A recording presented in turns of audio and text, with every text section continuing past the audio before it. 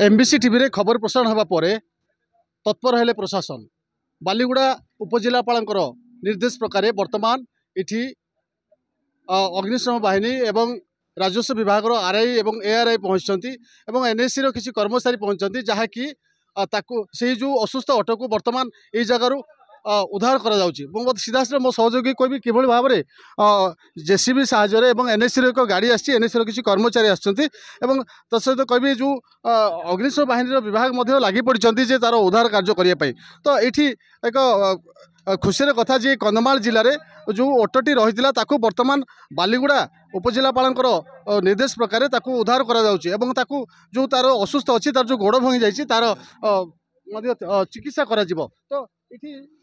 देखा मिली कंधमाल जिलार जो बालीगुड़ा ब्लॉक रुतुंगिया सोलागुड़ा गाँव में जो असुस्थ हो ऑटोटी पड़ रही है किछि दिन तले 2 दिन तले एमबीसी टीवी खबर प्रसारण होता तो वर्तमान सरकार से खबर पर सरकार तत्पर हो उठले तार उद्धार कर कंधमाल जिला बालीगुड़ा रुतुंगिया तापस कुमार नायक एमबीसी टीवी।